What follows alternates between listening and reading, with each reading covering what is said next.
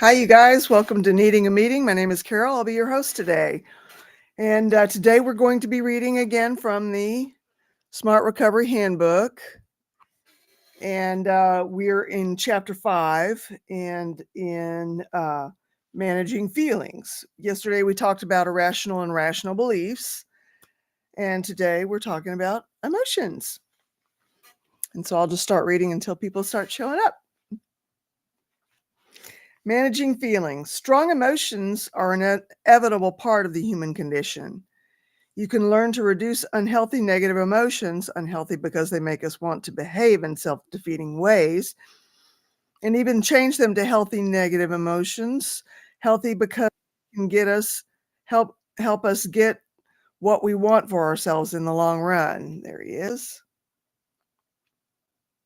Hi, Hi, how are you? good. How are you? I'm doing good. Friend of mine, little sister's getting bariatric surgery today, and she's about 400 pounds, so that's a good Ooh, thing. And my heart felt a little iffy this morning, but I'm doing better now. good. Christy, And there Hey, she is. how's it going? it's good. It's good. Oh, uh, The band's Mikey's all back together. Mikey's pacing around like he doesn't quite know what to do with himself. Anyway, I just started reading on managing feelings out of the Smart Recovery Handbook, and so I'm going to pick up where I kind of left off. Let's use anger as an example. Some low-level annoyance or aggravation, healthy anger, can lead to positive and assertive action, standing up for yourself or others in the face of injustice.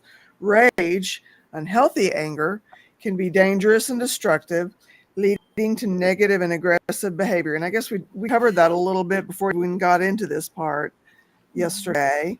Yeah. While annoyance is balanced by logic, extreme anger, as with any intense emotion, reduces your logical brain's ability to control your behavior. You may start thinking that an extreme anger and aggression are justified and end up getting into serious trouble. Learning to reduce or change excessive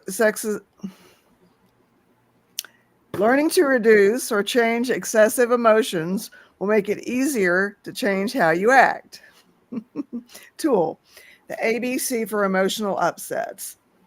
The ABC helps reduce or change an unhealthy emotion about an event by changing your beliefs about the event. And I'm going to put a figure 5.5 up here that it is referring to. I think I am. All right. And where are you? Here we go.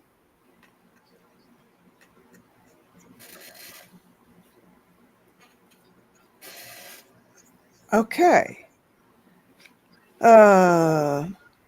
Start with, okay, somebody's got something on that's causing an echo, or maybe it's me. Start with your most distressing emotion about an event or the one associated with an urge.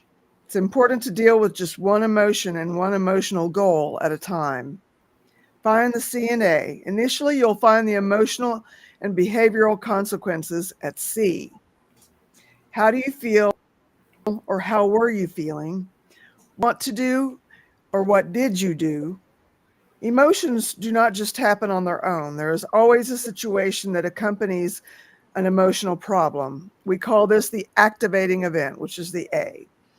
It can be a situation, person, place, thing, or thought. With the activating event, there is usually one thing that is the most distressing about the event. Often it is a negative and inaccurate evaluation of what we find to be the event's most distressing aspect. To find the activating event, the A, ask yourself, what happened to make me feel this way? What was the single most distressing thing about it? Identify the emotional goal at E, what is the healthy emotion I will work toward? annoyance instead of rage, acceptance instead of should, concern instead of jealousy, etc. Find the irrational belief at B. The A and C can get you to your belief B if you ask, what am I telling myself about the A that makes me feel and want to act this way? What demand am I making of myself, others, or life? If this demand is not met, is it truly awful, or am I putting myself, others, or life down?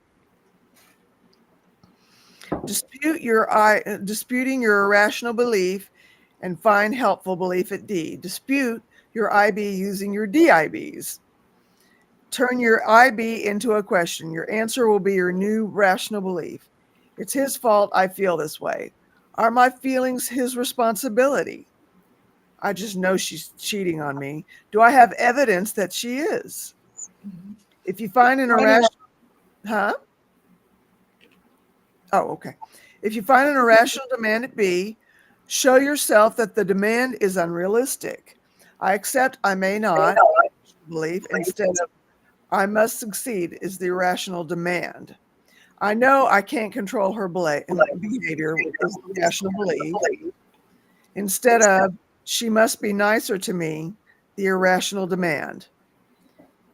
You also can add any anti-awfulizing, frustration tolerance, and acceptance beliefs if you find any attached to the demand. For example, anti-awfulizing.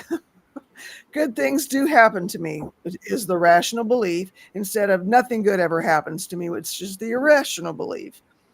Frustration tolerance. I don't like those dogs in my flower garden, so I'll talk to their owners about it, which is the rational belief. Instead of, if those dogs don't stay out of my flowers, I will kill them, the irrational belief. Acceptance. He can be very loving, so judging him as a totally bad is unfair, which is the rational belief. Instead of he is a complete jerk because he gets mad at me at the littlest things, which is the irrational belief. Adopt new beliefs to feel the healthy emotion. This will take practice, and you may have to work at it a lot until you feel the beliefs to be true. Once you complete the ABC, run through it in your mind many times to consciously feel differently about the event. And then it goes into this diagram here. And I guess we'll stop there. That's kind of like the question that I ask a lot. What do we know to be true, or what do I know to be true? Yeah. That really helps me a lot, because sometimes what I'm feeling isn't really what it is, so. Cosmic Christie, hi, you bring up a it's weird. I know I'm being irrational when I'm being irrational, but I can't seem to stop. Kind of like we know we are being not where we need to be when we're drinking or using, and we can't seem to stop. So I guess that's where we just have to identify what's causing, what's going on, basically, that you're reaching for this instead of this, if that makes sense. Yeah, and even just using your DBT training, Christy, to get to that more middle ground of the wise mind. Because when you're being irrational, you're in your emotional mind, and getting using that diagram to get to that wise mind will help you to be able to breathe and calm down and have those tools and be able to. You know what? I think I'd like to do the DBT here, if that's okay. Absolutely. Oh, I think you guys would love DBT. Right on. I mean, it is so amazingly helpful. Like, Right on. it is good. It was originally designed for people with mental health issues to help them navigate that. But it's so applicable to everything. Right on. You wouldn't happen to have it nearby, would you? No, but you know what? I could get it for tomorrow's meeting. Okay. I was just wondering if there was like a little intro or something that you could go over, or maybe you can just give us a synopsis of what we're going to be looking at. DBT training it's like cognitive training. So it's a lot of ways of tools of how to kind of restructure your mind so that you're being more rational and mindful. So it's a lot of mindfulness, it's a lot of meditation, breathing exercises. It talks a lot, like Cosmic Christie is saying, the logical mind, which is where you're kind of like Dr. Spock and there's no emotion, the emotional mind where you're just completely off the deep end with your emotions, and then the wise mind is in the middle. So if it's got a diagram, and this is going to be really a bad diagram here, but so if you imagine like 3 circles, I don't know if you can see that, but let's say this is logical mind, this is emotional mind. Right in here, wise mind, where these all kind of intersect, is where you want to be with it. And to kind of help you get that. Oh, Cosmic says she has her handbook in front of her now. Okay. Do you want to come on into the meeting and read for us a little bit, Cosmic? It's so helpful. I know when I went through it, we would start off with like a guided meditation, and it teaches you breathing. And I mean, it's just really a way to be aware. Okay. Yeah. Do you have the link or okay. Right on. Yeah, this is going to be good. I'm excited because I have been curious, I got to say, and I didn't think about introducing it here to, because I mean, Lord knows we need some tools. Well, and that's it, right? Like, you can talk about what everything looks like, but how do you apply it to your everyday life is a really important part of recovery and just, life in general. Yeah. So, yeah. All righty. So hopefully she'll be here in a little bit. Yes. Anything you wanted to add as far as like just a kind of a breakdown of what we're going to be looking at as far as what it is, how it's applicable, or how to apply it? I mean, Yeah. For me, I just was able to apply it in every part of my life. Because when I was going through it was right after my dad died, the divorce, I was dealing with my anorexia and all of that kind of stuff. So my mind, I was really just kind of stuck in this spiral of emotional mind, and I didn't know how to get out of it, and I didn't know what to do with it. So really, for me, the breathing part of it, the mindfulness, we had classes that I went to every day, kind of in the middle of the day, where everybody got together and you had this big workbook and you worked through it. Yeah. And it was really, I wonder if I can, is the link in the chat so that Cosmic can get on? Yeah. Okay. Just right here. Yeah. Let me see. Spock wasn't a doctor. Bones was. Let's see. Let's see if I can Google something real quick. Hi.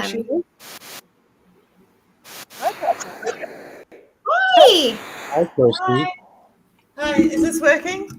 Yeah, I can totally hear you. You are on. Yeah. Okay, cool. Hi. Yeah, so this is the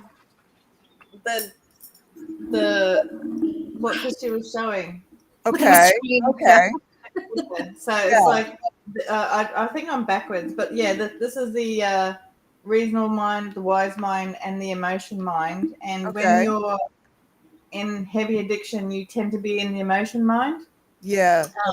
And like because I have all my little, I don't know, I collect letters like Pokemon, got to catch them all. But mine, like, so the reasonable mind is cool, rational, and task focused.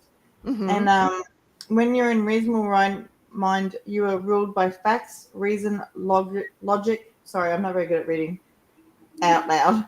And pragmatic. Values and feelings are not important. So that's what happens when you're in the reasonable mind, because it's all about logic. So, see, I did my task book and I've got like little notes here. So for me, like there's a sense of urgency that I have to get things done right now because I'm in my reasonable mind. Yeah. So and the wise, and I'll go to the emotion mind. It's mood dependent, emotion focused. And when an emotion mind, you're ruled by your mood, feelings and urges to do or say things. Facts, reason, and logic are not important. So that's the opposite of reasonable. I didn't hear that last part, Christy. Facts, reason, and logic are not important when you're in your emotion mind. That's like, sorry, I've got bad lighting here right now. But It's okay. so like when you're in your emotion mind, I suppose, is when you're in your addiction, because all you're thinking about is Yeah. your addiction, or it Yeah. could be whatever mental health problem you're going through at the time. It's all about, you know, emotions. Yes. But when you're in your wise mind, it's the wisdom within each person, and we all have it. Yeah. Seeing the value of both reason and emotion, you know, because both are important, Yeah. and bringing the left and right brain together. And it's like the middle path. Instead of being completely emotional or completely reasonable, being in your wise mind means that you can be both. You don't need to be, you know, you're in a stable point. And I guess like someone, for me, and very new in recovery, and I don't even think what I'm in is recovery. I'm mostly in my emotion mind at the moment, but Okay. because I'm autistic, I also have a very strong reasonable mind. So that's why when I know I'm being illogical and nonsensical and stupid when I'm being stupid, that's because I'm not dumb. And That's right. yeah, and I think we all kind of know that we're doing it when we're doing it. That's Yeah. true. That's And true. yeah, so it's just like, but there's something within us that is like, we can't stop because we need to get out our emotions. And I think pulling in our emotions is like something that we need to learn. Like as far as me being autistic, I've masked my whole life. So now that I've had this addiction, that took away my mask. So I didn't have the ability to mask my emotions anymore, because I used to be like, you know, happy, Yeah. and I used to be the party girl. Like, you know, it wasn't a party unless Christy was there. But now, because I'm in my emotions, I have that anger, you know, which is really hard to deal with. And Yeah. if Yeah. you're drunk and angry, you're Ooh. always going to be a terrible, terrible person to deal with. And I'm very lucky that I had friends, even though I was going around asking them, like, am I an alcoholic? Do you think I'm an alcoholic? Yeah. They were like, no, you're fine. You're fun. But that doesn't mean that I'm not an alcoholic, you Right. know? But I had to have, like, just like I had to have someone else tell me I was autistic, I had to have other people confirm that I was an alcoholic, because I just thought I'm just having a bit of a bad day. But I actually don't think I'm an alcoholic, to be fair. Oh. Um, and a lot of that's got to do with smart recovery, Okay. because they don't like labels. Yeah. They don't like to say that you're an alcoholic or you're an addict of whatever, because once you stop, I think it was yesterday, like once you recovered from cancer, you're no longer a cancer patient. That's true. Oh, I said that very thing about a week ago. You did. Yeah, You said survivor. Yeah, you're an Yeah. alcohol We talked survivor. about being an addiction survivor. Yes. yeah, Yeah. you know, and I think we're very lucky because there's so many people who don't survive their addictions, and That's right. you know, so we are survivors, and that's better than, I think, calling us alcoholics all the time. It just makes us more of a victim. Yeah. It's like No, we can't always be labeled this thing. I have That's an right. honest question. Is smart recovery, they don't like the labels, which is fine, but is it okay to say I used to be or I'm a former alcoholic? You know Well, what? I don't think there's any hard fast rules. I think if you need to say you're an alcoholic I mean, for a reference, you well, yeah, know. for me, myself, personally, in my own little group that I had, which is no longer running at the moment, I said that I need to call myself an alcoholic for now to Yeah. keep me accountable because that's what I am. Right. But Yeah. eventually I won't be an alcoholic. I would be a recovered Mhm. alcoholic, Yeah. like, so, but they don't like the labels, but you're allowed, they're very, depending on the group you're in, because some of them are very, well, mine are in Australia. You can join the ones in Australia. So if you're ever like in a, at night time, you need a meeting, Smart Recovery, there's always one here. But yeah, so it's like you're allowed, the whole thing is it's about your recovery, and recovery is selfish, and you kind of have to be a little bit selfish, and it sounds horrible, but you need to start putting yourself first, because a lot of times people who have addictions don't put themselves first, and but they do with their addiction. Like, their addiction comes first, so it sounds like a bit of a, it's hypocritical, but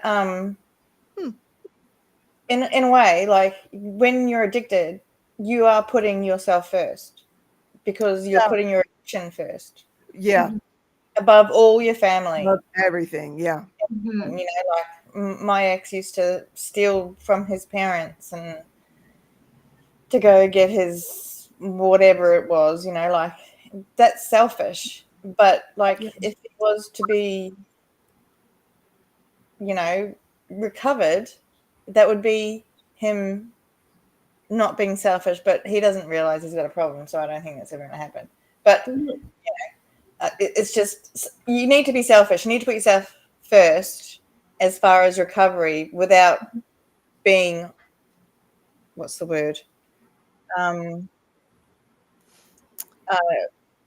There's selfishness, and there's also selflessness. Right. Like, you can be selfish with selflessness. Like, I'm being selfish in my recovery so I can make things better for our life, for all of us. Like, Isn't there two different types of selfish, though, or at least two? I mean, Well, I was going to say that. I think there's a difference between healthy and unhealthy. And I think you can be unhealthy, selfish in an unhealthy way, which would be being too wrapped up in your addictions, whether that's drugs, alcohol, shopping, any of that. You can be selfish and not be an addict. You could be so, like narcissistic. And then I think there's healthy selfish, which is more self-care. I would say that's not even really being selfish, but using what Cosmic was saying as far as being selfish in your recovery, that's a healthy way to do that. And I think that I can see why Smart doesn't like labels, because those labels could be a little tricky too. Like, I'm being selfish in this, or I'm being selfish in that. Well, are you, or are you just taking care of yourself? well, It's a lot like, of a lot of it's because of the stigma of what the labels bring, and the shame that they bring. So that's why they don't like the labels, because, like, addiction is a dis-ease. We have addictions because we are at dis-ease. Like, it's not like we go out there going like, I'm going to become an alcoholic or a drug addiction. We don't start off life thinking that. But it happens because of dis-ease. That's what makes it a disease, I think. No kid ever woke up and said, or looked to his future and said, I want to be homeless and addicted. Right. Nobody No. ever did. Yeah. So, and like, I think I said it yesterday, like, my mother was an alcoholic. I grew up in pubs underneath the pool table, because my mum was a, and I was always like, this is never going to be my life. And I was so hard on her for so long. She was only 16 when she had me, so we're very close in age. But I was really hard on her for so long, because I thought it was a choice. I was just like, why can't you just stop drinking? Why do you have to call me all the time? And we have the same conversation over and over and over and over and over again, because you don't remember that you had it with me like 3 days ago, and yesterday, and today, and then you call me up again. We're having the same conversation, and it's because she was always drunk. And now that I have gone through a similar thing, it's made me so much more compassionate, because, like, it's not a choice. a lot of times. Yeah. You know, addiction is addiction, and Mm-hmm. you know, it's not a choice. Like, you know, you can be addicted to anything. You can be addicted to scrolling Facebook too much, or cigarettes, or too much coffee, or you know. But it's not a choice. It's not like you set out every day going like, I need to have to do this thing every day. You know, I'd like to know if I can exercise addiction. And let it consume my days even, you know, yeah. Right. Yeah, Right. it's just like, you know, and being now an addict, it's made me much more compassionate towards all addicts. And so I have people who've been addicted to meth and cocaine and heroin and all that sort of stuff. And one of the things that hurt me the most from my friends was them saying to another friend of ours that, oh, Christy's just an alcoholic. Meth is worse. And I'm just thinking, they're both addictions. How can, like I said, there's no addiction Olympics. I'm not going to get like an award for being the alcoholic out of the group, you know, like, but like, it's just as bad. Like, but the only thing is, the difference is I can go to a bottle shop or a liquor store, I think you call them over there, and you know, buy stuff. Whereas you just, it's not like that with Matt, you know. And but she's now 9 months clean. Wow. All right. That's great. Yeah, well, she's like, we were doing it together at the time. We were doing detox and going back into. Sorry, I've got like rainbows all over me now. No, you're good. You're good. You look nice. Yeah, it's beautiful. It's beautiful. Roll with it. Yeah. Yeah, but it's just like, she's 9 months clean and she's an inspiration to me, because I feel like it must be much harder coming off meth. But I've never done meth. I don't know. But for me, like, that's what I mean. It's not a competition. Everything is hard. Right. Yeah. Right. Well, and what you're going through, the struggle is real. And, you know, your emotions and what you're feeling are real and valid. Have you found that DBT has helped you as you're starting your recovery journey? Does it help you to understand it better or put it together in your mind? Well, I'm very lucky in that my psychologist is clinical. He's a clinical psychologist, and we're very lucky in Australia. I'm on the NJS, so I don't have to pay the $200 and something all the time. But he's also he does do DBT, so we do DBT techniques. But I have aphantasia, where I don't see things, images in my head. So the whole picture a meadow, picture a field, I'm there going, Oh, the meditation part is difficult for you? yeah, I can do mindfulness, I can do the breathing Right. exercises and all that sort of stuff, and like, you know, the 5 things you can see, touch, feel, all that sort of stuff. But try and get me a picture of field, I'll be like, Somebody just came in the door. I don't know if you noticed that or not. Oh, yeah. oh yeah, no, that's my housemate. Okay. Okay. Well, and you know, and that's, meditation is a hard thing to kind of flow into at first anyway. I mean, even if you can picture things in your mind, it can still be a really difficult. I personally really love the tool of excuse me, the 5 things. You know, what's one thing I can see, one thing I can smell, one thing I can touch. You know, those are so grounding. It is. And I remember even when I was grocery shopping with my kids when they were little, I would start to get that anxiety and I would just breathe, you know. And there's so many wonderful techniques that I think DBT teaches you. You know, you can pick what you want. It's not, and I'm very like happy in my heart that you're doing DBT and you're in SMART meetings, because that is such a very balanced, well-rounded way to approach it, because DBT really brings you into balance. It brings your emotions into balance. It allows you to get yourself grounded so that you can do those good things. And I think it's a beautiful way to mesh it together. I'm so proud of you. Like, Yeah, just think it's for real. Thanks. I just wanted to go through, there's a few things that can help you get into your wise mind. Yeah, that'd be great. So there's ideas for practicing wise mind, and one of them is a stone flake on the lake. So that's imagining you're by a clear blue lake on a beautiful sunny day, and I'm like, I wrote next to it, can't do this because I can't. There's also walking down the spiral stairs. Imagine that within you is a spiral staircase winding down to your very center. Starting at the top, walk down very slowly down the staircase, going deeper and deeper within yourself. So it's like trying to find what emotions you're feeling at the time. I also wrote can't do this, but you know what? I can probably give it a go. It's just pretending to walk downstairs. I can pretend in my mind I can see it. But the one that I like is the most is breathing in, wizened. So you breathe wise in, mind out. Okay. So you can breathing in say to yourself wise, breathing out say mind. So it's like you focus your entire attention on the word wise and then focus it again entirely on the word mind. So what I've done is I've changed it to breathing in, I say, not my monkey. Breathing out, not my circus. There you go. Okay. Yeah, because most of, not my monkey, not my circus is one of my favorite sayings, Yeah.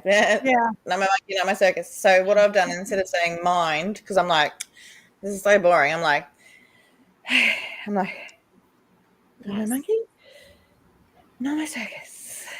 I like it.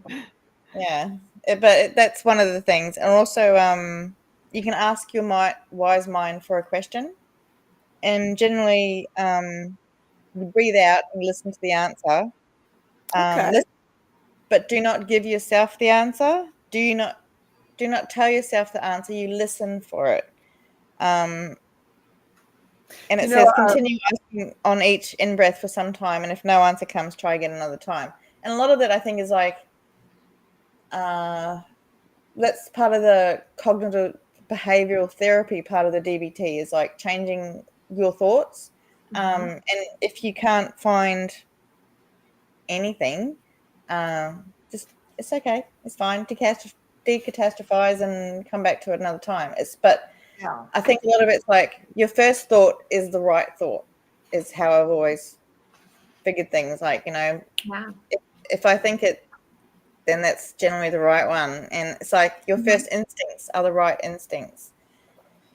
Wish I'd followed them a little more, but that's the way it is, and I think on the like there's so much information here. Like, it was so great, but breathing is the majority part of DBT, like especially if you can't visualize. It's about breath, getting yourself into breathing. Like, oxygen is really important. Oh, Yeah, We're so popping in to say hi, full of hope. hi. hello. I'm sorry, I'm so chatty. I talk. I can talk. No, it's fine. I just she was saying Can she's been doing DBT for 15 years. Can I go Fantastic. back to something that Steve Seventh Son said? Okay, what was that? Which one was it? Being drunk. It's like 6 comments down. Yeah, I had that posted up that being a drunk is harder than being to recover from because it's accepted. Right, and that mindset, like we talked about in AA. Well, at least it's not meth. Well, at least it's not heroin. Yeah. It's the same thing. Well, the thing is, Substance, but same sickness. it can kind of be a little bit worse because you can detox from meth, and it's unlikely you'll die. You detox from alcohol if you're a strong enough alcoholic, and benzos, like Valium and all that sort of stuff. You detox from those things, and you could die from a stroke or all that sort of stuff. And it's just like, please don't say it's not just. At least it's not meth, because both are bad. Addiction is terrible. Like, if your life is controlled by some substance or circumstance, like, you know, addictions could be lots of things. Like my mum used to pull her hair a lot, pull her hair out, trichotillomania or whatever it's called. So that was an addiction for her as well, and she still does it now. She plucks her eyebrows. She I used stopped to pull my eyebrows. Now I pull my hair. Yeah, you know, but that's like a trauma response because my mum went through a lot of trauma, and it's only because I've been doing a lot of this DBT and also, you know, like I'm looking into narcissism and all that sort of stuff. Like that's my special interest is psychology because I'm super autistic, but I'm looking into that and I'm seeing that she wasn't born a narcissist. She was created to be one because of the trauma in her life. Okay. And so I've now forgiven her for a lot of things, especially being an alcoholic and not being in my life. Like she abandoned me. She was a kid. But I've forgiven her because now I understand because I have these tools of like, it's a lot of like, it's a lot of, I don't think any addiction comes from a happy place. That's true. I don't think so either. Yeah, like I don't think anyone's going out and I don't know. I guess you're like a lawyer. I've hung around some of those, and they're like, "Yeah, I'm going to get coked up today," but like majority people don't. They're not addicted because they're happy people or they haven't been through. And because things, you know, I mean, you might start out drinking to celebrate some things, but you know, eventually something's going to hit you. You know, or you have a lot of laughs with your friends and deal with it. You know. Yeah, well, you know, and that's one of the things I've learned from SMART. Like, I actually miss my SMART meetings. I haven't been for a little bit because my facilitator, I think I already mentioned, is going through chemo. So, but it's just like every meeting was you're hearing about people who have the same issues, and you know, it goes this full spectrum of society. You know, from the people who are homeless to people who are living in mansions. You know, we're all addicted. Doesn't it? And it doesn't make anyone like the rich person is not any better than the poor person. Yeah, it's but that should be the way it is anyway. But right. Yeah. But I've just found that this DBT, like mine is what I did was actually I did it through my ATODS, which is Alcohol and Drug Service over here. It took me 3 months to get into it, and I only got to do 3 sessions because I had a DV issue at the same time, and the court dates are the same day. So, but it's called DBT Light Condensed Skills. So it's like it's trying to condense all of the DBT down into, you know, easy to use things. I didn't get to finish it, but there's so many things in here that are great. Like there's halt and there's stop, which is there are things like hang on, I've got to find it. So like, you know, if you're finding yourself having an urge, changing your body temperature. Really? Yeah, I didn't catch what she said. Change your body temperature. If you find yourself having an urge, change your body temperature. Wow. Never heard of it. Wow. Yeah. So it's also for stress as well. Like this is for DBT, but also for urges and stuff like that. Like if you're having an urge, if you like, I don't know, if you're really, really cold, get a hot face cloth, put it on your face. It changes your temperature. Or if you're really, really warm, get a piece of ice, and it helps. You know, like because it takes you out of the situation of you thinking about your urge. It redirects your mind and how it's working. I'll have to I've seen some books online, so maybe I'll order like a facilitator book and a DBT book, and we can go through it. But it's about, so the whole basis, and Cosmic, you're explaining it really well, Christy. Is it really is all about changing your perspective, getting out of, it's like stopping the behavior that you're in before it gets too far and redirecting it and getting it back to a healthy place, which is where the breathing and the the 5 things come in, or and just getting grounded, because a lot of times, even when you're in your logical mind, you're still not grounded in reality. You can be too much like Mr. Spock, and that's not helpful either. If someone's coming to you and they're needing compassion and you're not able to give that to them, you're not being helpful in that way. So and I think a lot of times people get wrapped up in the emotion, because we understand that when it's coming from our emotional place, we don't make really logical good choices there. No one does. But you don't kind of see the other side. So it really is all about, how do you put it together? And it doesn't like go through a lot of explaining what each things are, like they address it at the beginning, but it's tools to get you there. It's changing how you think, how you see it, how you perceive. It's cognitive behavioral therapy with mindfulness added, because they now recognize that we need the mindfulness. Like CBT is not enough. Like, it's great. Didn't work for me because I got bored. I was just like, what are you talking about? And I'm like, but DBT is different, and it's all based on science. And that's one of the things I love about smart recovery, is that it's based on science. It's not just like some dude wrote a book, like, I don't know, 1940s. No, that's completely true. I found that to be quite different from any other curriculums that I've looked at. And it sounds like it's written by some really smart, knowledgeable people with a lot more to say than, pull yourself up by your bootstraps. I got to say, I'm really proud that it was started in Australia. It was started off as a really small program for a few people, because we have a massive epidemic of addiction. But like, it's now spread to the rest of the world. But you can go to any meetings all over the world. So, like, say if I'm up at like midnight and there's no meeting for me, I also learned this about AA too. You can do AA meetings online. They're not fun. Yeah.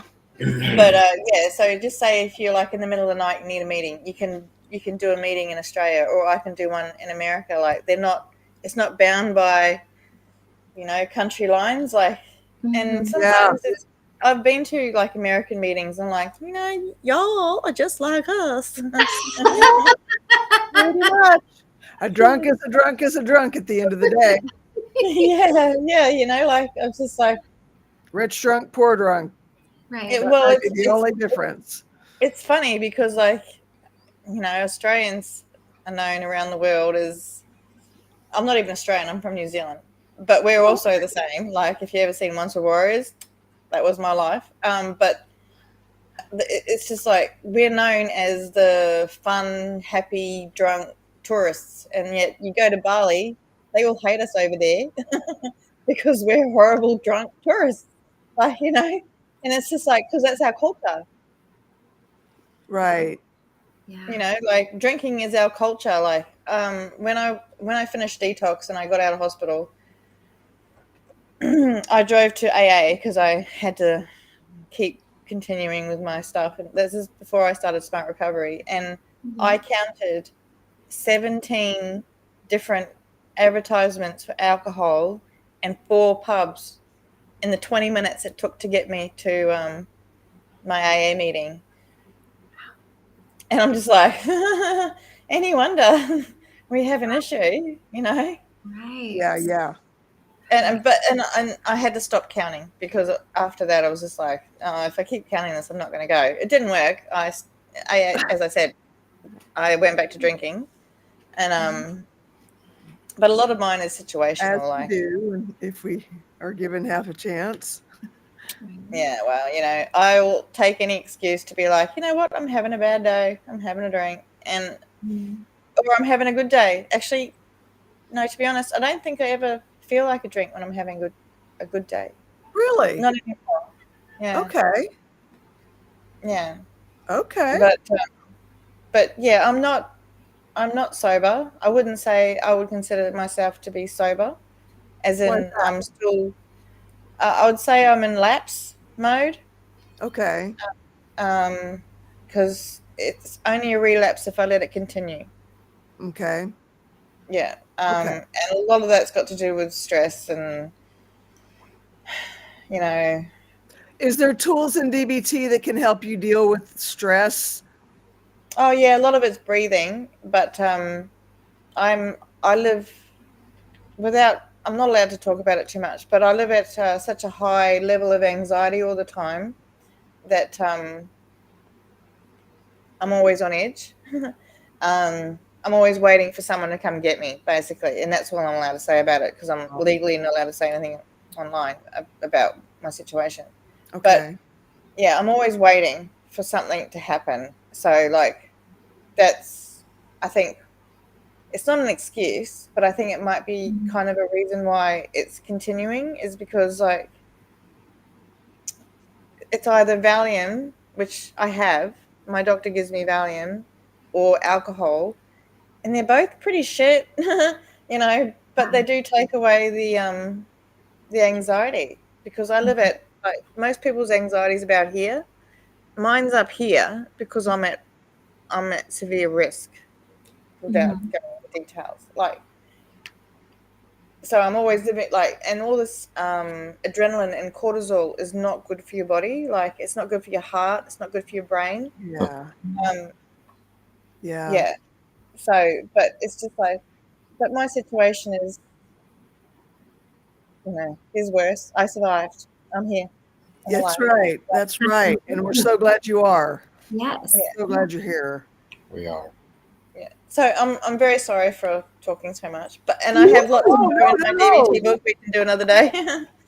So, I love it. I'm loving what I'm hearing, Yeah. and I'm I excited to remember get into it. my DBT book was like this thick. It was really a big book. Um, and it does teach you how to manage stress. It does teach you how to lower all of that and things that you can find in yourself. And I think you guys once we kind of start looking into it, I think you'll find that with SMART is it makes a lot of sense because they really do flow together very much. Okay.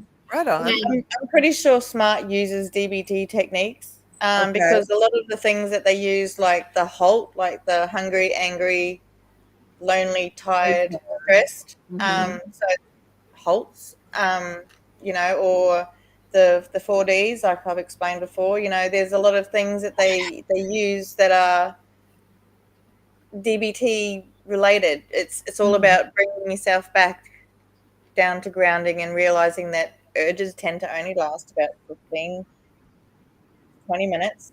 And Yeah. get through that urge, Yeah. you'll probably be okay. And DBT helps with that because, like, there's breathing and it's like a distraction. And even just honestly, most of my book is full with, like, me making snarky comments about my ex. But but I needed it. But I needed it because it was like, like I had to learn to not email him whenever I was a little bit cranky or, and it's just like, instead of doing this, do this instead. So and it's like, so you can do this thing that could be harmful, which was for me was emailing my ex, or I could do something that's helpful, text my best friend what I would say to him instead, like, Okay. yeah. So it's like changing, it's like saying, instead of doing this harmful behavior, there's something else you can do instead. Like, Yeah. there's always a helpful behavior you can do rather than a harmful one. And Doing um, what I learned this morning. especially people for, addicts This of morning. anything, we can always sometimes choose the harmful over the Yeah. helpful. Do you And have a go-to drink that is not alcoholic that kind of that you can enjoy drinking? Pepsi Max. Okay. There you Yeah, I go. like Pepsi Max. Basically because it's no sugar. Okay. makes me feel like I'm having sugar, because when you stop drinking alcohol, there's a whole bunch of sugars your body's missing after that. Like, and then you start off with lollies and blah, blah, blah, blah, blah. So I trick my mind into thinking that I'm having sugar by having sugar-free things. Okay. Yeah. Yeah, but it's Pepsi Max or, water, basically, or coffee. I'm a little bit funny about coffee now because I gave it up for so long. Tolerant. Although I'm not lactose intolerant. Lactose is intolerant to me. I love lactose. I'll take it. I'm But right yeah. there with you. But, We know yeah, that. it's just but with a lot of people who are giving up addictions, they tend to take up another one. So for some people, Yeah. it's food. Yeah. Yeah, for Yep. me, FOOD. yeah, a lot of people take up food. Mine was religion. Well, see, my religion actually turned me into drinking. Oh. My cult, Okay. yeah, I think we were in a similar version, Yeah. evangelical Pentecostal. Yeah. Yeah, but they made me want to sin.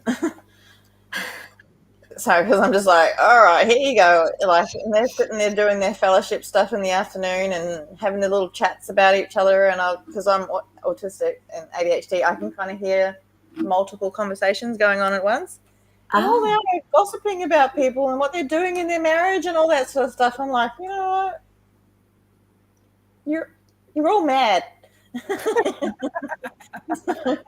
And then they had the falling on the floor on the talking in tongues thing, which was weird. But yeah. I broke my ribs falling one time. Oh, Yeah, there was filled with the Holy Spirit.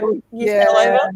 Nobody was there to catch me, so I fell in such a way that I hit a staircase right here, broke the back part of, or either bruised or cracked the back part of my ribs. Oh, wow. Yeah. Yeah, we'll see. The first time I realized I was in a cult was when I saw my mum, my stepmother. We're disconnected now due to things to do with my daughter, but she was my stepmother of 42 years, and then the most reasonable person I've ever known started speaking babble in my ear. And then she went out the front and fell on the ground. And I'm like, she's got a bad back. Is she all right? Am I allowed to go out there?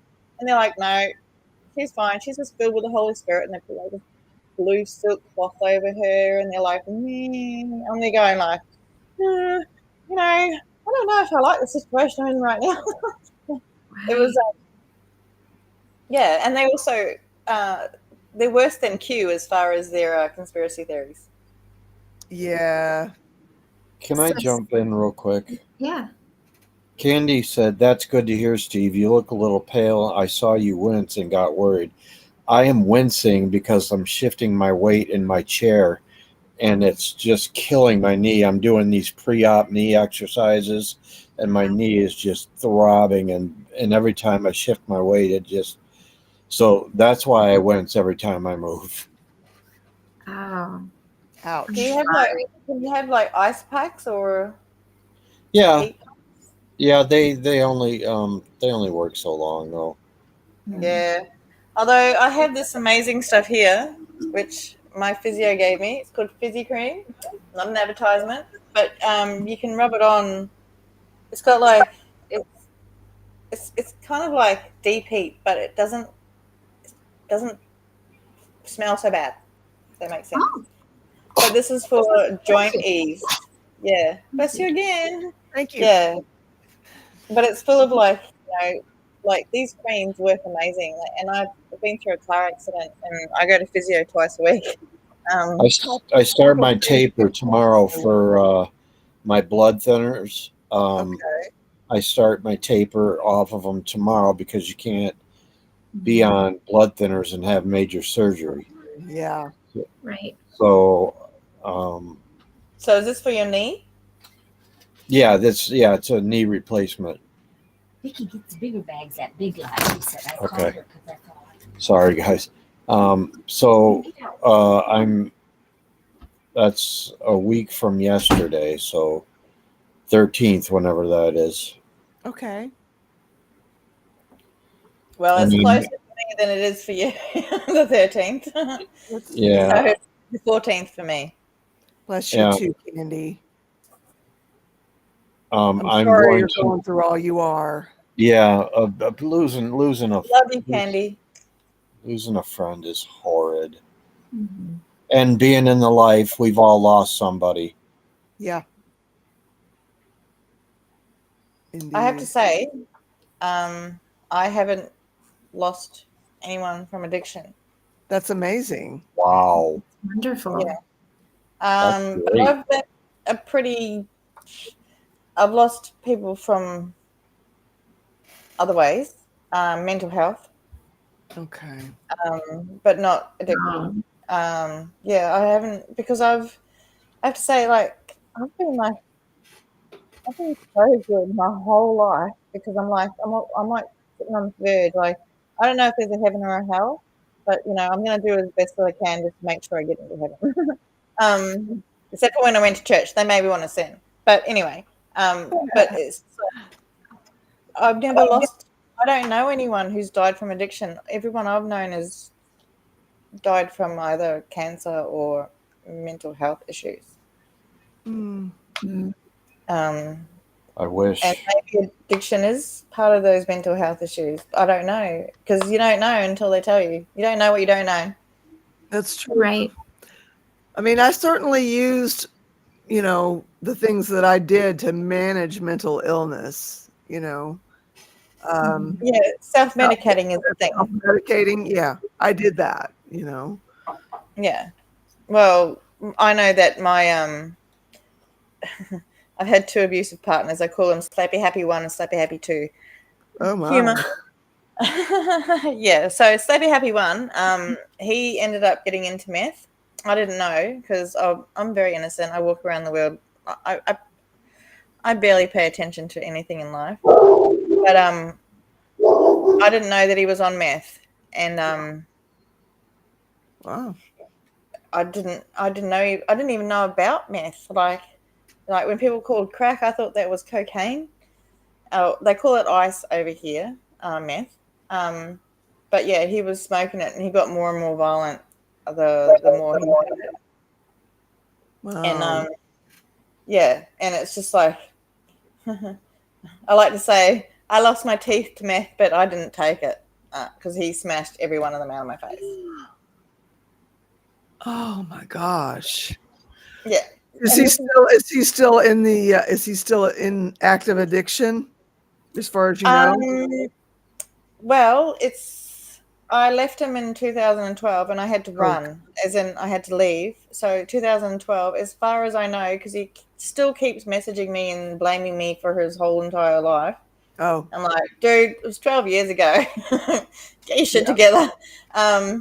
But yeah, but I have to say, like, I've got like 50 or 60 people on my block list and they're all him because even now, this amount of time later, he still contacts me. Yeah, sounds like he's got something going on in his life that's not healthy. So it's probably that. Well, it's meth, and I know because like this was the dude that the church told me I had to go and say sorry to, otherwise I'd go to hell. Uh, I hate churches like that. That's Hate not them. even biblical. That's Nope. that's tough. Well, That's tough. Jesus they were, never said that anybody had to stay, you know, in well, an abusive apparently the situation. reason I had to say sorry was because I held this hate in my heart towards him for a long time, and Oh, is I that had to so? apologize for that. Uh, Yeah, it's no, for that's me holding the hate in my wankers being heart. wankers is all that is. Telling you that mess. Oh, well, I was sitting in church sobbing as they were playing the YouTube video, like, and everyone's looking at me going like, "What the heck is her problem?" Like, I have to forgive the person who terrorized me and my children for 8 years, otherwise I'm going to hell. And it didn't sit well. But anyway, it took me 6 months. Um, like a hard working through of like, do I forgive him? Do I forgive him? I understand why he is the way he is. It's psychology. I've noticed that particular brand of religion seems to like for men to abuse women, and even physically. It seems to be a going thing that's very popular. Oh, we are just part of men. We are just part of the rib. That's all we are. We're just like the second person. And that's another thing. My stepmother, she was never she turned evangelical Pentecostal, kind of Hillsongy, I would guess you call it. And she changed from the strong, independent woman who that I knew to survive the abuse from my father, which I won't even get into. And then she ended up with someone who is basically in a cult and tells her that she's spending too much time with her children, me, because not focusing enough on godly activities. I don't know. What's a godly activity? Thank Praying? you. I guess.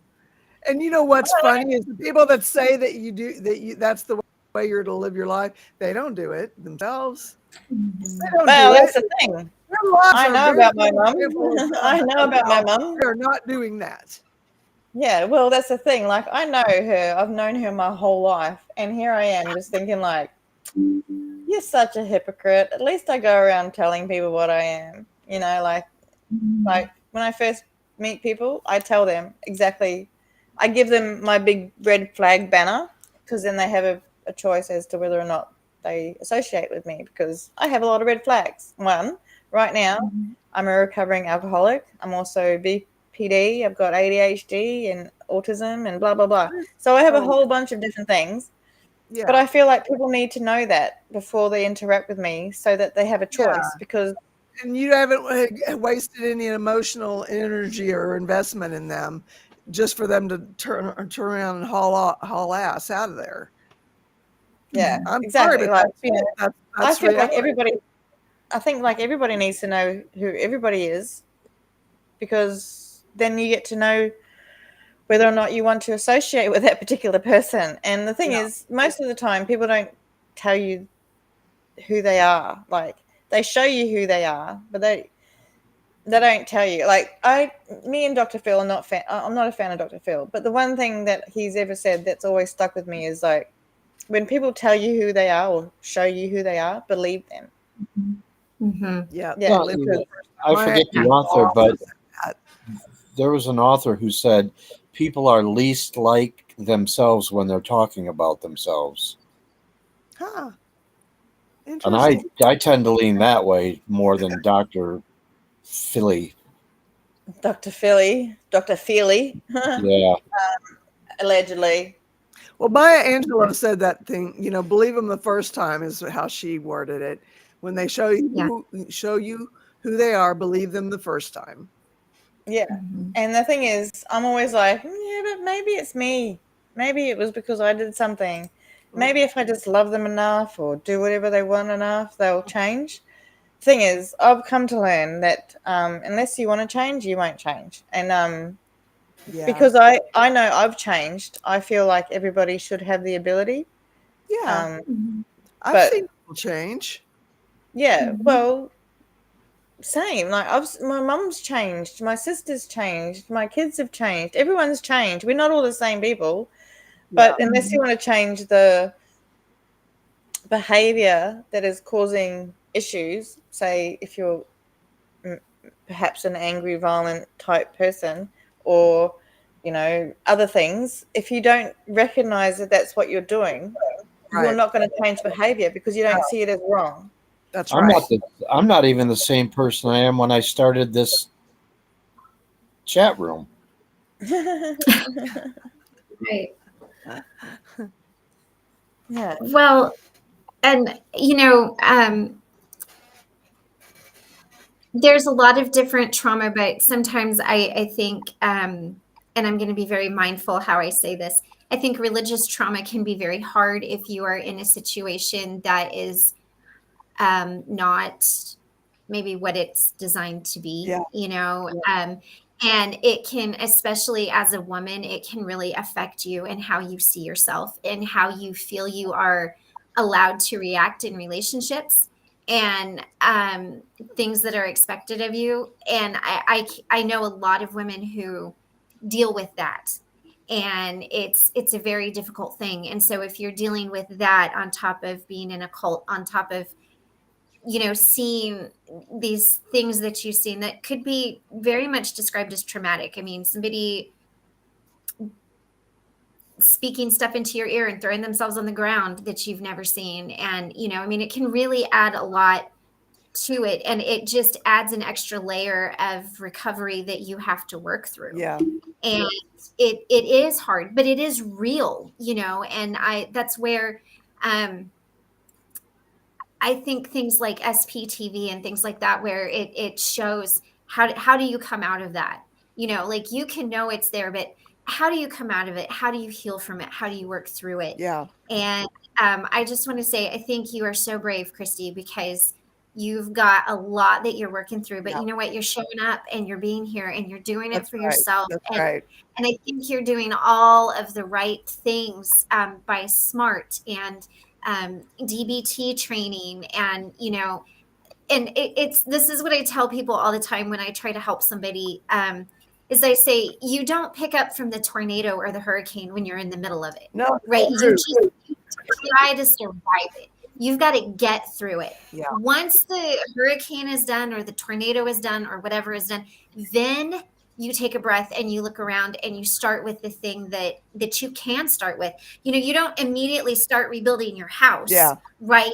You go around and you find those You've got to things. clear up the rubble first. Yeah. Well, and not even that as much as you find those things that are so important to you that's going to help you get through. Like,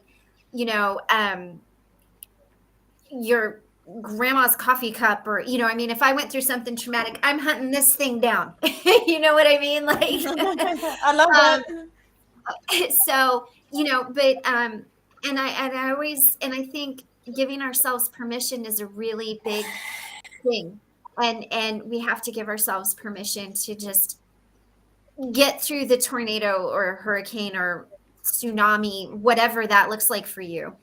And so please don't ever beat yourself up too hard. I know you said, you're early in recovery. Yeah. And from what I'm understanding, that's a very difficult place to be for a lot of people. Yeah. And you're having to relearn who you are and yourself. And there's a lot of layers to it. So just look at it as right now, you're just getting through the tornado. And once everything is done, then you start putting all the pieces together. But please don't ever beat yourself up because you're not out of it yet. You've still got this other thing going on that you can't even talk about, so you can't heal from that if you can't talk about it, and so please just be kind to yourself in that. And and I heard something interesting today. I'll say this one more thing and then I'll let you get back to it. But I love you. No, keep going. I was watching this podcast and it was Maya Bialik, and she was talking to Jack Osborne, so Ozzy Osbourne's son. And he was saying that it was really hard for him to get through things, and she said, yeah, one day at a time. And he made an amazing point. He goes, you know what, sometimes, or she's like 1 hour at a time. He goes, sometimes I don't, what am I supposed to do for that minute? He's like, what am I supposed to do for that minute that I'm trying to get through? And he goes, so I make goals. He's like, I get from meal to meal. So he's like, I get through breakfast and then I start planning lunch and then I start planning dinner. Cause he's like, then it gives me something. What am I going to eat? What am I going to do? Do I need to go buy it? Instead of, he's like, and this is what he said. These are not my words, but I thought it was really funny. He's like, what am I going to do for a minute? Like pick my nose, and that just hit me because I was like, that's true. A lot of times we tell people just get through a minute or get through an hour, but sometimes maybe, get to your next meal, get to the next time you take your dog outside, have a plan.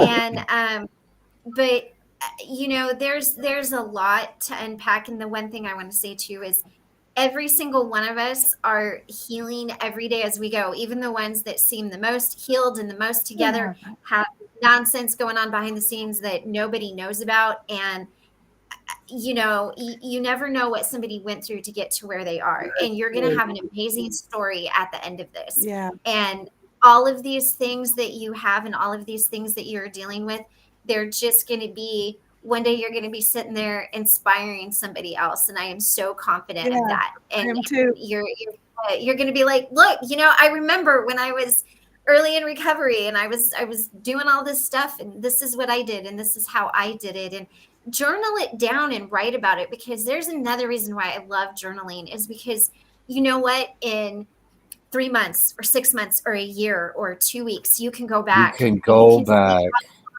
Come, because it's like little kids growing in front of you. You know, as your children are growing, you don't really realize how tall they're getting until somebody else comes up and is like, oh wow, they grew a foot. And you know, and but it's like that with you. It's those little victories, and take the snowball effect and start small. You know, like I said, when you are walking out of that tornado, the first thing you're doing is not rebuilding your house.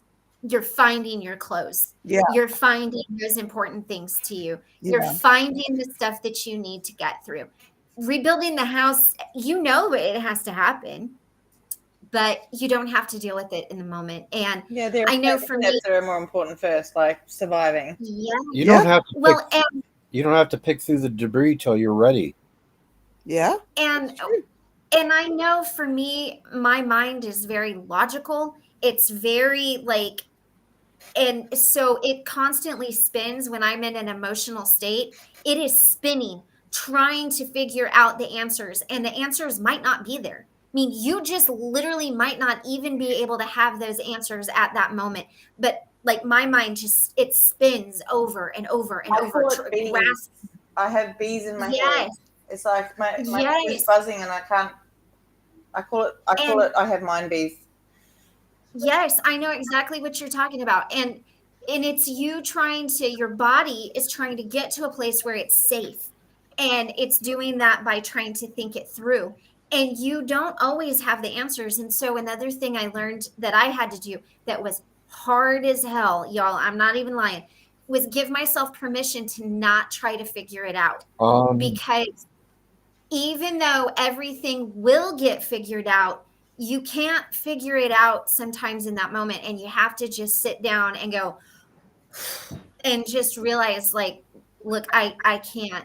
And that is so hard for me to do. Like, trust me when I tell you that I am not an expert at that, but it is what I have to do, because it is more detrimental to me to overthink it and try to figure it out, because I take myself to worse places than I do if I just sit down and say, okay, I've got to understand that I'm walking out of the storm cellar from the tornado here, and I just have to breathe, because you know you have to take it all in. You know, even when you're coming out of that tornado, like, you look around and you survey the damage. Yeah. You know, you don't. Do you find yourself catastrophizing things, like?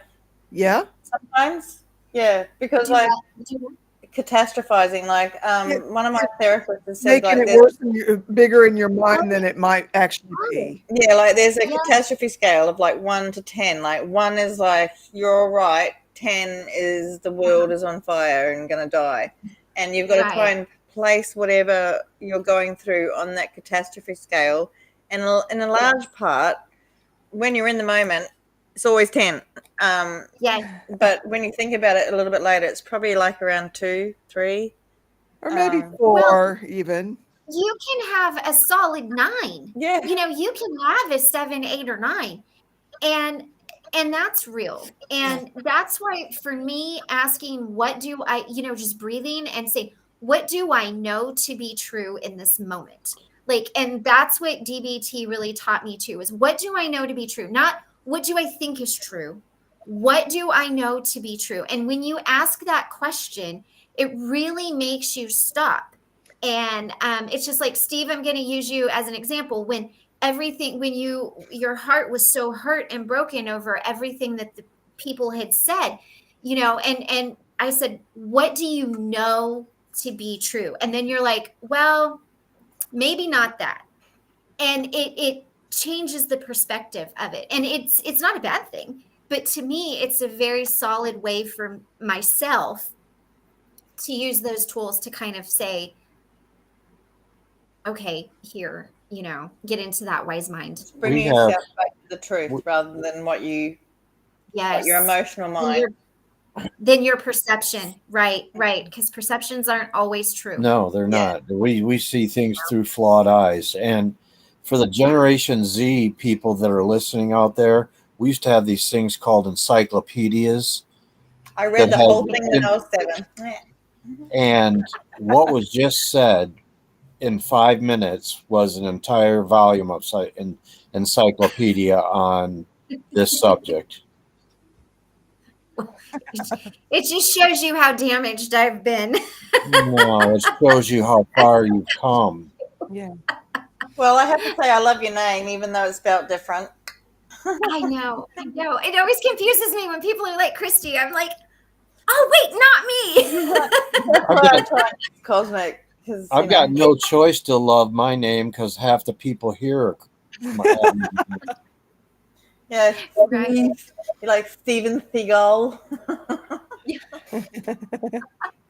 I have a great meme about that. I have to share it to Carol so she can send it to you. Yeah, there you go. But basically, like I actually was driving home today, and I was like, I'm actually happy. Wow, good. Yeah, like that's awesome. I've gone through a terrible breakup, like an awful, like, oh God, he's being a complete and utter wanker.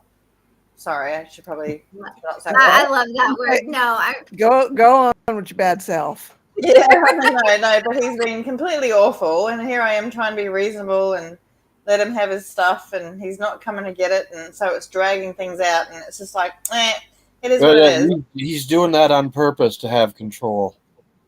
I know, and because that's what the person I can't talk about did the same, and because I gave him that information, he knows now how to use it against me. This is what certain people do to other people. But I was driving home from dropping my son off at his traineeship. He's in his 2nd week. I'm so proud. And I'm just thinking, like, I actually feel happy. Like, it's been a while since I've felt happy. Normally I'm like, like it all, But I actually felt really happy. Like I was That's like amazing. Thinking my song, and which means that you're going to feel that way again. Yeah, well, I know it's possible. Yes, it's not going to be this way forever. That's right. That's right. But I also in the moment, it's hard to focus on the fact that it's not going to be forever. Yeah. Well, I have a huge thing coming up next year that's might take years. I would say if you want to like put it into a form, I'd say like a DM thing to do with Scientology as far as that sort of thing without going into details. Okay.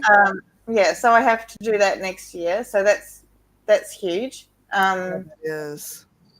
But I'm also like, I can do it. I survived it. Yes, you can, and you did. Mm-hmm. Yeah. So, but yeah. So when I can talk about it, you're going to be able to keep and you'll have your right mind going through recovery. It's going to help you. Yeah, well, that's one of the main. Well, actually, like my daughter said that she'd talk to me again if I became sober. My daughter physically abused me for a long time. She has autism and all that sort of stuff. So sometimes I think maybe I'm not becoming sober yet because I'm not ready to talk to her. Like I have this scar here and like concussion syndrome from an attack from my daughter. But she was in full meltdown mode, autism. Yeah. Mm-hmm. Although that's no excuse for abuse. It's just like, I don't know if I'm ready to forgive her yet. No, that's a lie. I've forgiven her. I don't know if I'm ready to not be snarky about it yet. Okay. Because that's my thing. I'm like, so you did this.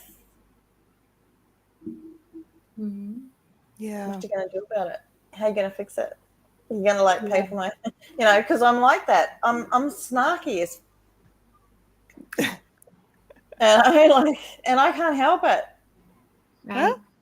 What are the three circles called again? They are wise mind. Oh, hang on. Logical. There's logical. Oh, hang on.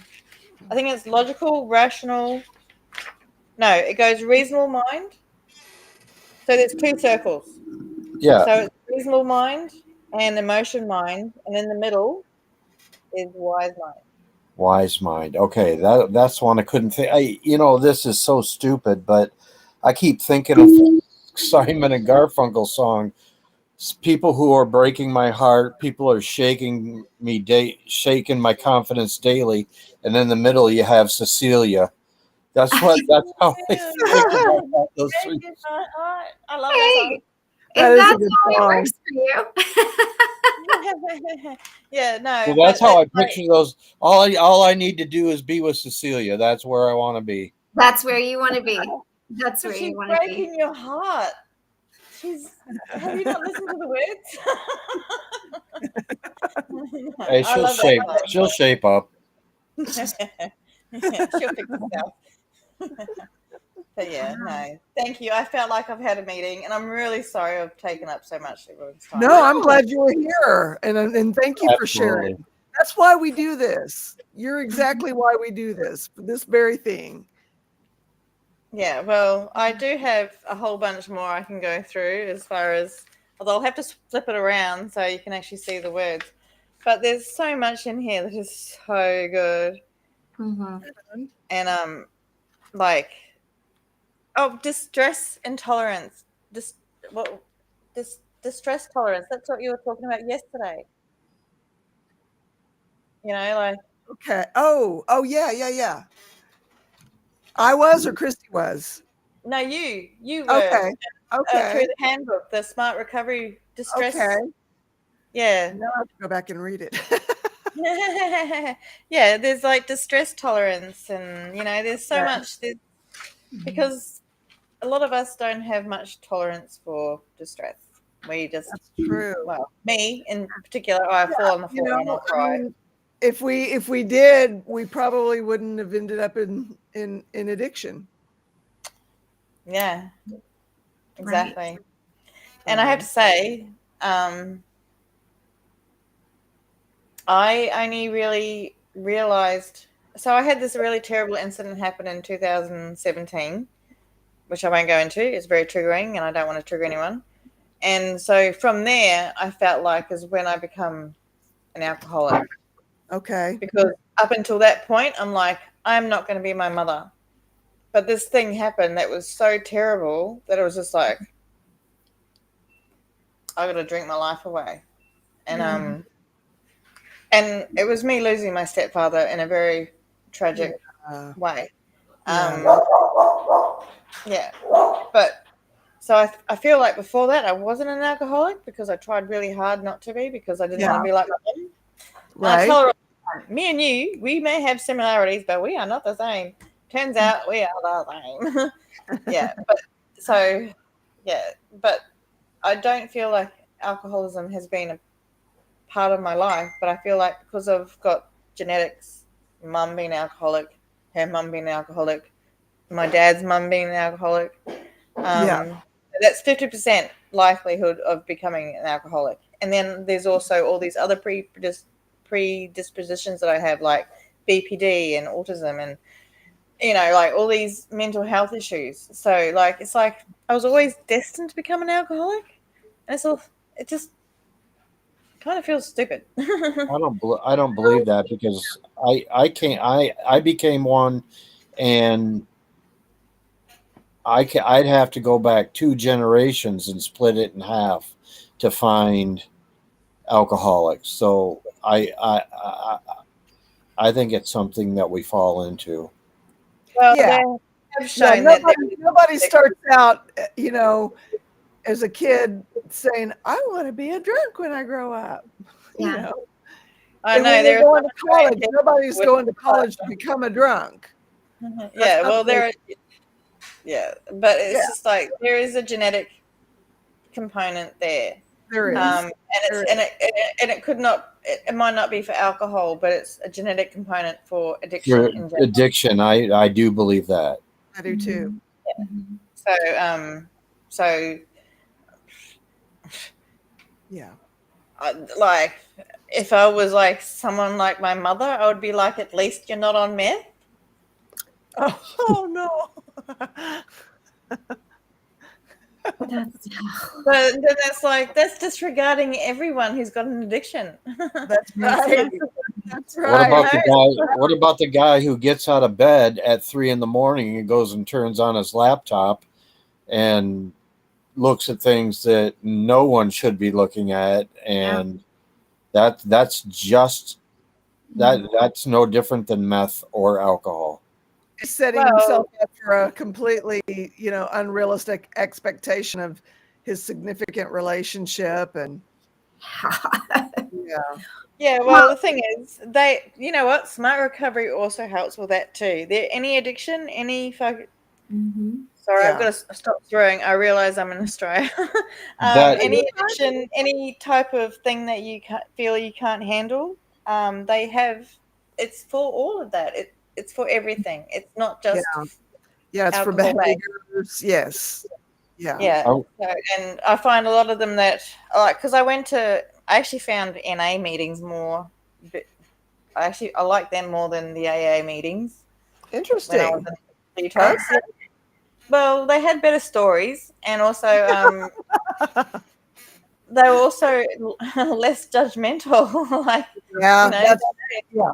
that's true. That is true. Well, you'll find no judgment here, and we have pretty good stories. I know, you guys got awesome stories. And I want to say one thing to you, Christy. You are not your mother. You are very kind and compassionate, and you are working very, very hard on yourself. Yeah. And I think it's important that you know that you are not your mom, and that, just by you understanding her behavior and saying, I wouldn't do that makes you not like her. So please don't on your inner tapes in your head, don't take that out. Just, you are not.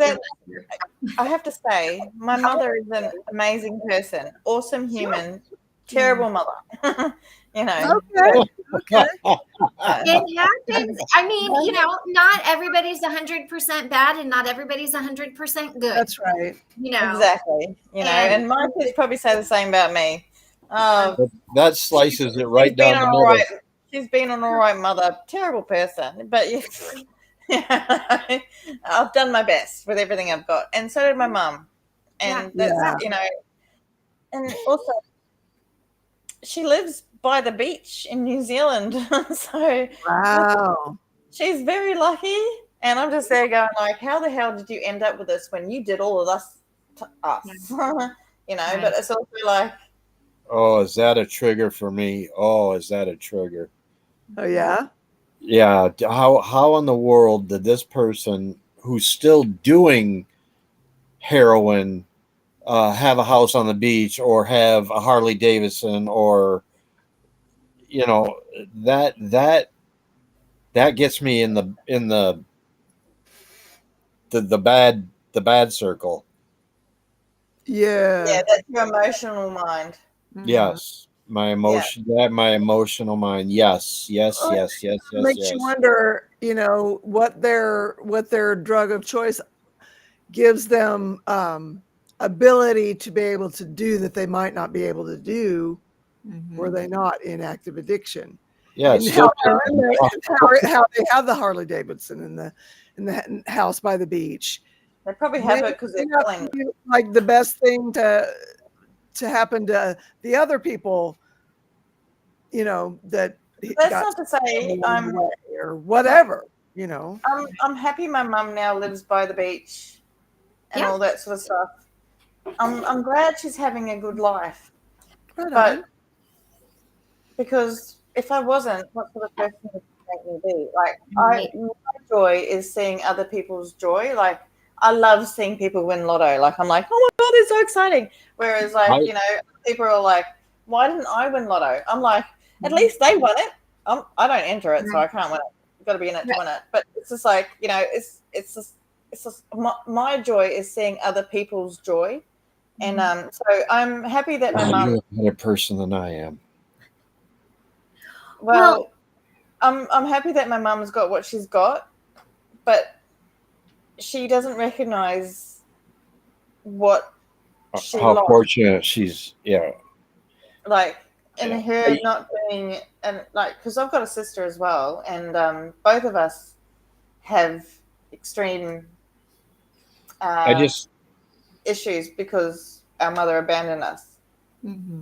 I'm so sorry. I just want to say that all of those material things would mean nothing to me if I didn't. I would not trade them for the family I have for the world. My wife and sons, and my mother and father-in-law, and my mother's hanging on but by a thread, and You're a good person, Steve.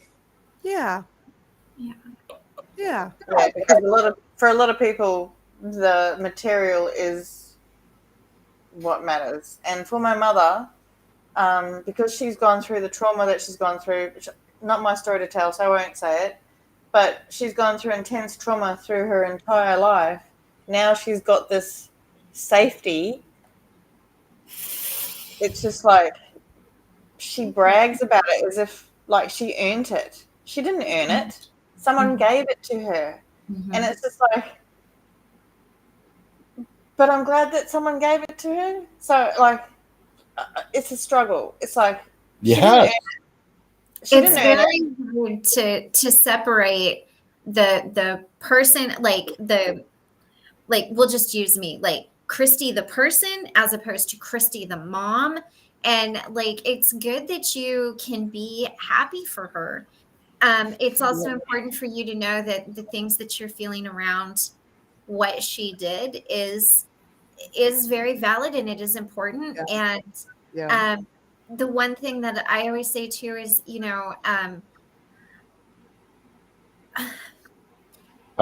never know what somebody's really going through on the inside. And, she might not come to realizations that maybe you would hope she would. But I think you're an amazing person because it takes a lot of strength as somebody who's done it to look at someone who has done you so dirty and so wrong and so awful, and to say, you know what, I really want you to have a good life, and I'm happy that you have the things you have, but you stay on your side of the fence over there. But that's a whole different show. In New Zealand, there's a whole other show. But I think that you're making so many strides, and I hope that you can see the strides you are making in yourself the way that we see the strides you are making in yourself, because you are really doing so well. You really are. I really want you to know that in your heart, write it on your soul, and smash it into your aura and rub it around and keep it there forever and ever and ever. Your demeanor is so, I see confidence that I didn't see when I first met you, and it's pretty beautiful. And I'm glad that you had a happy moment. And I'm not even wearing makeup today, and this is unusual because I put makeup on every day. Well, I haven't known Christy for that long, but what I see are flashes of brilliant confidence that. And then when she starts talking about her triggers and stuff, she kind of deflates a little bit, but then she pops back up with something else, and it's awesome. Yeah, it is. It's funny because my psychologist says the same thing. Wow. All right, you owe me $200.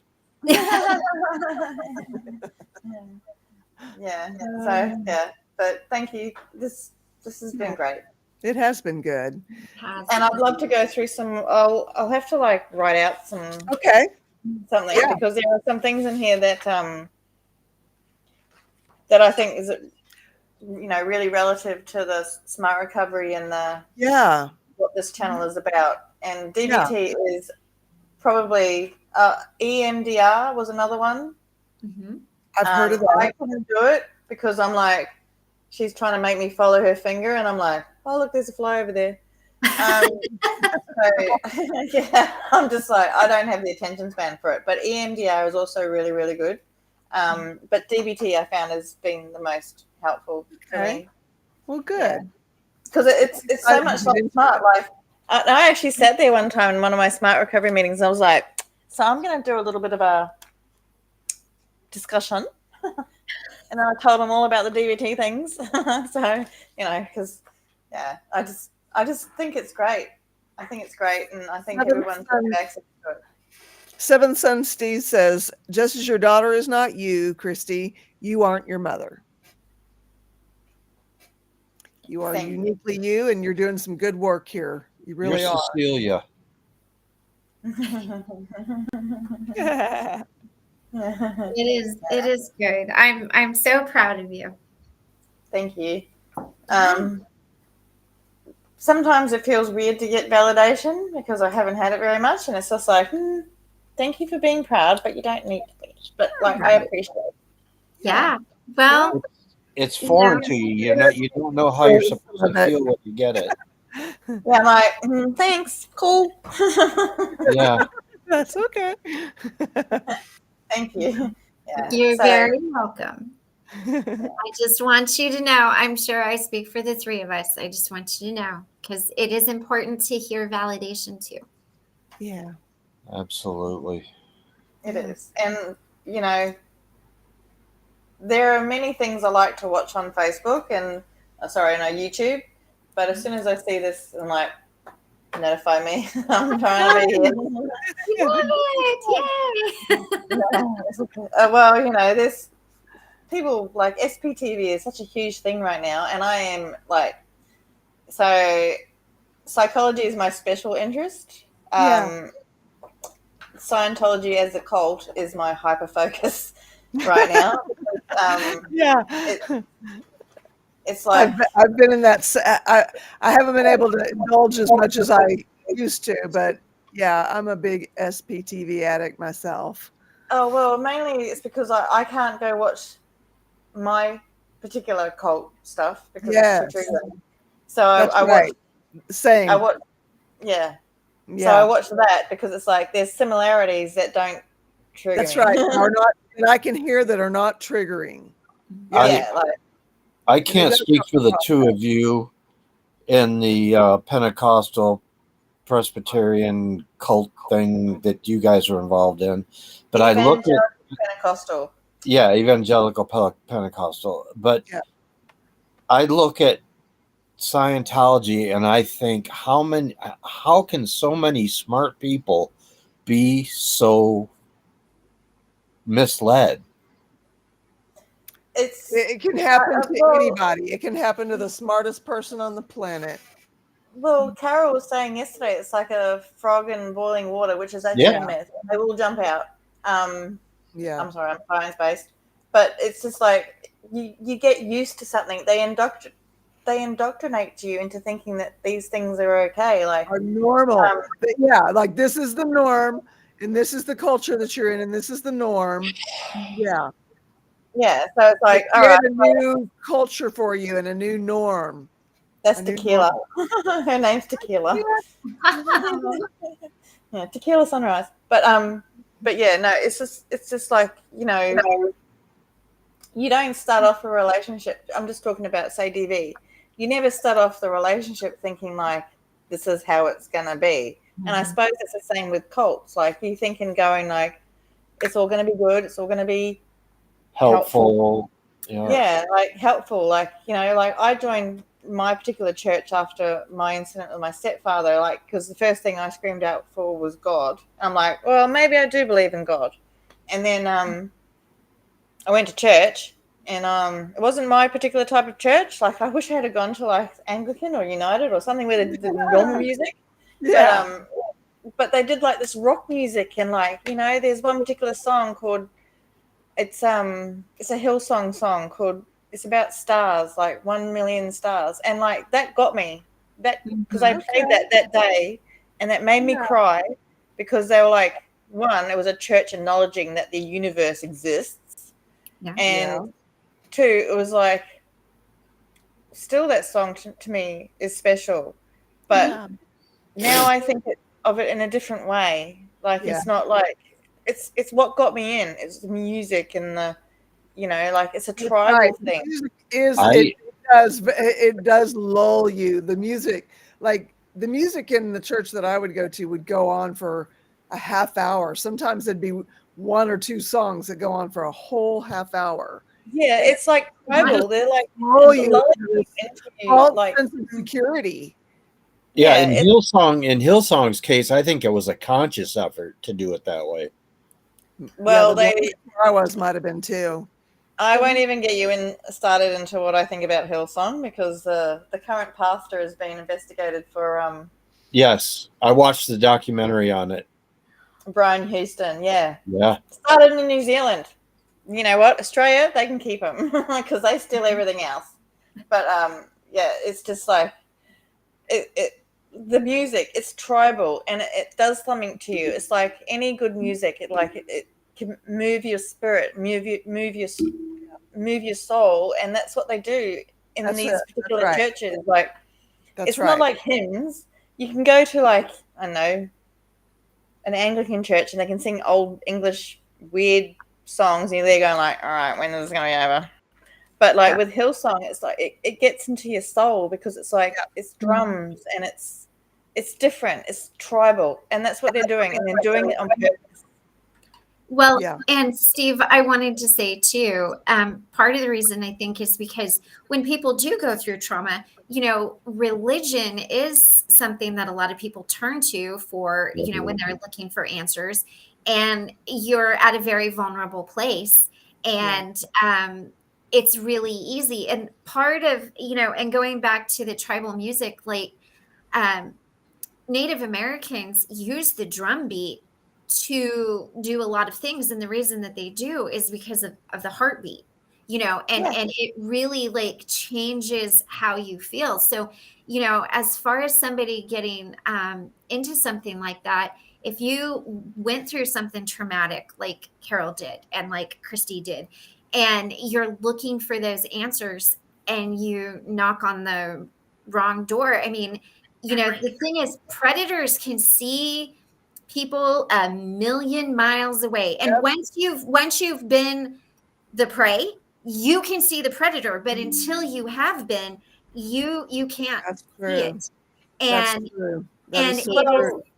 They've done some studies, and they have recognized that people with sociopathy or psychopathy or that sort of stuff can actually pick up someone who is probably going to be a victim from the way the victims walk. Oh, wow. Yeah, because a victim walks differently to someone who has never been a victim. Like, Okay. I don't know. Like, it was years ago that I watched it. I'm just thinking, so am I walking around like a weirdo, and this is why all these strangers are coming up to me? But yeah, no, they victims, people with like narcissism is used too much. yeah. I think. So, That's but people, true. It is overused. yeah, I think people with narcissistic traits, which I think we kind of all have a little. I think so too. Yeah. People with more extreme narcissistic traits or psychopathy or the other one, they actually can pick a victim just by looking at them within like instant. And what you've got to remember too is that a true cult leader is probably going to be one of those things, and they are going to be able to spot that in you, and say what they are. It is a predator, and it's no different than a bear or a lion or whatever, and but it was really strange because at my church they knew they weren't allowed to touch me. You know how they do it? They lay in your hands. Yeah. I'm like, as soon as I walked into the church, I'm like, I'm autistic, no touching, no hugging, nothing. Don't touch me. right.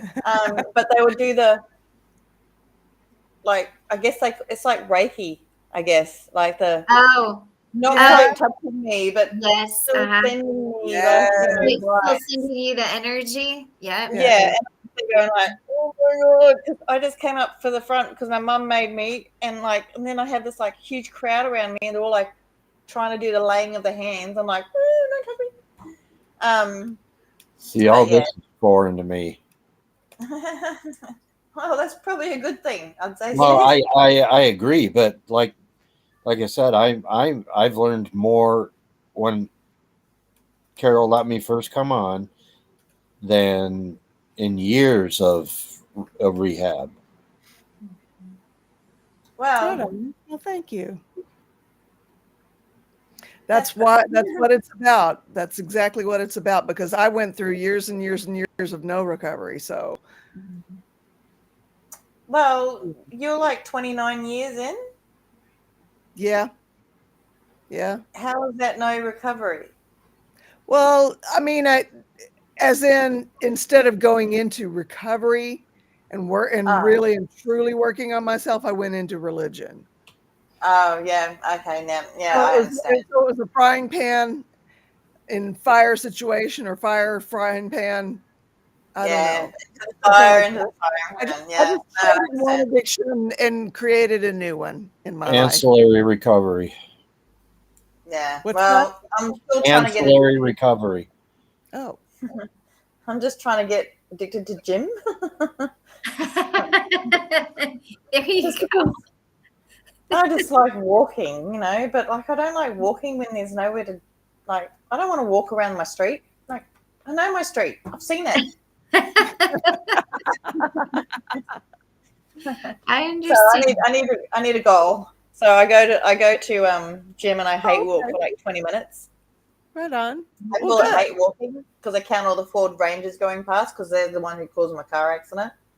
Oh gosh. So I'm like, white Ford Ranger, blue Ford Ranger, black Ford Ranger. Ooh. They call it, in smart recovery, they call it a color walk. So actually, it's a pretty serious thing. So just say if you're having a bit of an urge or a bit of a crisis moment, you go on a color walk. So you go for a walk for however long you want, and you pick a color. So you'll say, I don't know, pink. So you'll pick out all the pink things, and you count all the pink things, and it's called a color Okay. walk. It's a smart recovery technique. Yeah. Okay, yeah, it puts your mind somewhere else. Exactly. It takes you away from whatever you're on, and it also like helps you enjoy your environment. Like, if you decide yellow, you could choose daisies and bees. I'm sure there are other things that would work for, but I am so colorblind. I cannot. That would not work for me. You can do a brown color walk. Yeah. Or you can just count certain objects or something. Yeah. It's just a walk that involves not just blindly walking. Like, it's like doing another activity at the same time. Like, Yeah. and you're appreciating life. Like, say I hate going for walks, but say if I did, my color walk would be flowers. So I'd pick a different color of flower, and I'd be like, because I'm into sunflowers. So I'd be like, I'd pick yellow, and so I'd be like, all right, this is sunflower, sunflower, sunflower, sunflower, or any other nice yellow flower. And it helps you appreciate life. Like, there is beauty in the world around us, and it's not Right. just this darkness of That's addiction right. or And it whatever. doesn't have to come from a pulpit. Yeah. No, exactly. Well, right. and to end on this note, that all ties back to DBT with mindfulness. So it all Okay. comes full circle. Yeah, it's basically a mindfulness technique that they use in smart recovery that I feel like is like, when I was like doing my DBT course, I'm like, I feel like I've already done all this. But it's just like, no, it's a nice technique, and it's good for anything. Like, if you're feeling sad about any sort of day, or even happy, go for a color walk, color. Any color at all. Although, except for black or white, because they're not colors. Is there anything funnier than a Kiwi sarcastic voice? No.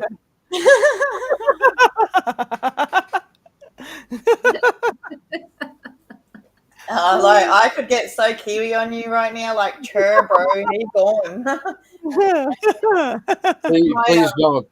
Please don't, My- because I'm having difficulty already. My housemate is from New Zealand more recently than I am. I've been here for like 30 something years. So my accent only really comes out if I'm angry or drunk or tired. And I tend to be a lot of those. But yeah, no, because he's around, I'm like saying chur, bro. Cool. Fish and chips. Oh. Well, guys, I need an ice pack. I got to bail. Okay. Yeah, I've got to go too. I've got to get my day on. Don't overdo it with those exercises, even though you got to do them. Don't overdo it. All I've been doing is straightening my leg, and it has been killing me, which shows how bad I need it. My mum just had a knee operation. If you're close to closing it down, I'll stay. Yeah, if everybody feels like we've had a meeting, yeah, we can just go ahead and do our close. And so we like to end these meetings with a moment of silence for the person who's still out there in their addiction, still suffering, those who are struggling to recover, because we know that's real, and those we've loved and lost, followed by the serenity prayer or meditation, however you like to think of it.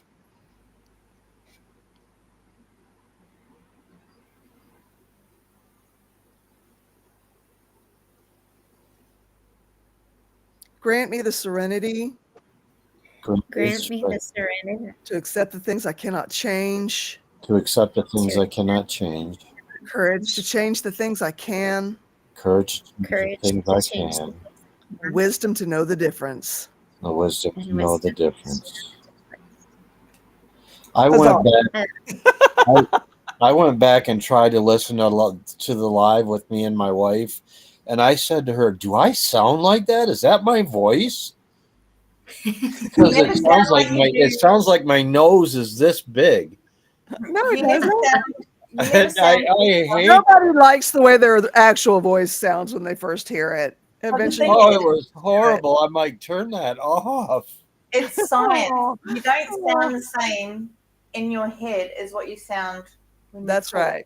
That's right. Yeah, so because it's like you've got all these like brain things going on in your head. Because like I don't. If I'm on one of these, I will not go back and listen to it because I don't want to hear myself. I know it's got like almost 50 views now. Oh, okay. Wow. Yay. Well, Yeah. thank you guys. I Oh, I appreciate could have you. looked better. Thank you for being here. Thank you for being part of this meeting. Thank you for having You guys us. are awesome. Love you guys. Love you. Good night. Bye. Good night. Appreciate you, Steve. Peace, y'all. Peace. I don't know how to look out of these things.